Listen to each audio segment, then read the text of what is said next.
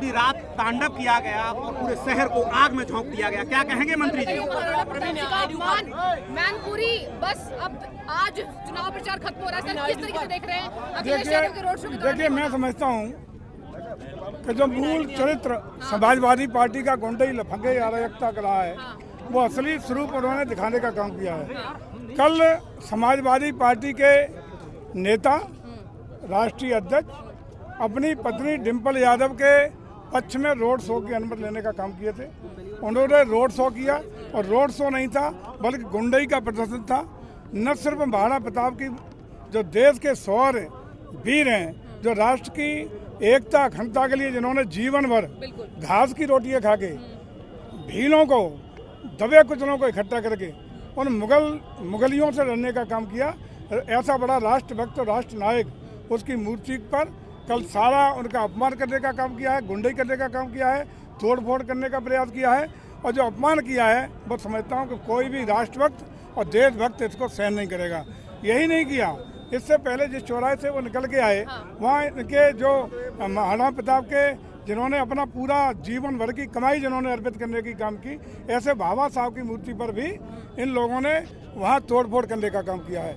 जो एक इनका पूरा मैनपुरी का हर चौराहे पर जिस प्रकार से हर समाज के महापुरुषों की मूर्तियां लगा करके इसको सभी समाजों को सम्मान देने का काम हमारी सरकार ने किया है। इससे इनकी चिढ़ इसी से प्रकट होती है कि जिस दिन डिम्पल जी का नामांकन कराने के लिए ये लोग आए थे, उस दिन भी समाजवादी पार्टी के राष्ट्रीय महासचिव सांसद प्रोफेसर राम गोपाल यादव जी ने भी बहुत भद्दी टिप्पणियां करने का काम किया था और उसी से इनका मनोबल बढ़ा। और ये प्रायोजित कल अखिलेश जी की और इनके नेताओं की उपस्थिति में जिस तरीके से हमारे शौर्य वीर के प्रतीक, राष्ट्रीय नायक, राष्ट्रीय एकता अखंडता के प्रतीक, मुगल साम्राज्य से लड़ने वाले महाराणा प्रताप के खिलाफ उनके अपमान को किया है, उनके साथ जो बर्ताव किया है, उनको तोड़ फोड़ करने का प्रयास किया है, ये पूरा देश किसी भी कीमत पर बर्दाश्त नहीं करेगा। अखिलेश माफी भी मांगे और मैं समझता हूँ कि अपने जो चेले चांकुटे जो पालतू पुराने हैं उनके जो लगातार गुंडई करने का काम कर रहे हैं, चुनाव में भी यही गुंडई करने का प्रयास कर रहे हैं। इस बार इनकी गुंडई पूरा देश और खास रूप से मैनपुरी बर्दाश्त नहीं करेगा। इनको मैनपुरी ने विदाई देने का तय कर लिया है। इसी से बौखलाहट में ये सारे काम हो रहे हैं। लेकिन आज यही नहीं, पूरे प्रदेश से जिस तरीके से माहौल आज गर्म है, आला महाराणा प्रताप का अपमान पूरा देशवासी कोई बर्दाश्त नहीं करेगा।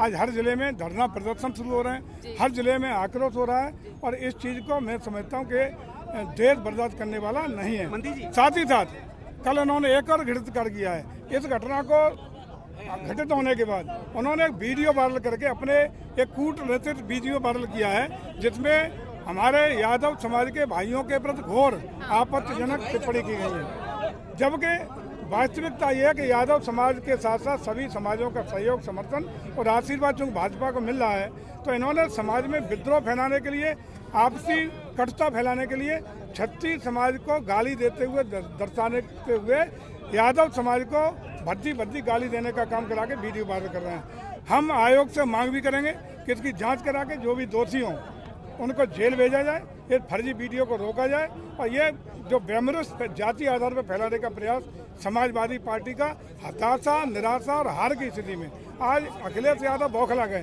पूरे प्रदेश में इनके सारे परिवारजन हार रहे हैं, पूरे प्रदेश में इनका परिवार साफ हो रहा है और 80 की 80 सीटों पर चूँकि भारतीय जनता पार्टी का कमल खिलने का काम हो रहा है। इस बौखलाहट में ये इस स्तर तक उतरा है कि समाज में घृणा, बेमनुष्यता और आपसी दंगों की स्थिति पैदा करने का काम चुनाव में कर रहा है। इसका संज्ञान निश्चित रूप से भारत निर्वाचन आयोग को लेना चाहिए और इस पर कठोर कार्रवाई, जो भी दोषी हो उसके खिलाफ कठोर कार्रवाई करें, ताकि क्षत्रिय हो, ब्राह्मण हो, यादव हो, सर्व समाज के लोग एक सामाजिक समरसता के साथ सरकार की नीतियों, रीतियों, कार्यक्रमों के आधार पर स्वतंत्र रूप से निष्पक्ष तरीके से अपना मतदान कर सकें। और जो बौखलाहट दिखा रही है कि गुंडई कल और परसों भी निश्चित रूप से पूरे जिले में कराने वाले हैं, इस पर भी भारत निर्वाचन आयोग को कठोर कार्रवाई अभी से करनी पड़ेगी। अन्यथा मैनपुरी में आपने देखा है कि 2004 में जब इनके सगे भतीजे, इनके भाई धर्मेंद्र यादव प्रत्याशी थे, सारे बूथों को लूटने का काम हुआ था।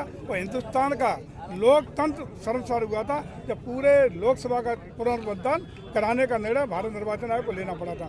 वही स्थितियां पुनः पैदा करना चाहते हैं, उन स्थितियों से रोका जाए। भारत निर्वाचन आयोग से हम अनुग्रह करेंगे, उन्हें अनुरोध करेंगे कि कठोरतम व्यवस्था करें और ऐसे घृणित वीडियो जारी करने वाले जो यादव और क्षत्रियों के बीच में खाई पैदा करके ये चुनाव जीतना चाहते हैं, इसको रोका जाए और जो भी दोषी हो कठोर कार्रवाई की जाए। वोटर को कैसे आश्वस्त करेंगे, क्योंकि भय बहुत इतना माहौल, क्योंकि शहर की बात थी ये। देखिए पूरे शहर में जो इनका पुराना चरित्र रहा है, समाजवादी पार्टी का एक चरित्र रहा है कि हमेशा यहाँ के लोग कहते थे कि जिस गाड़ी में लगा है सपा का झंडा, मान लो उसमें बैठा सबसे बड़ा गुंडा। वही चरित्र कल मैनपुरी के शहर के अपने रोड शो के प्रदर्शन में इन्होंने सिद्ध किया है।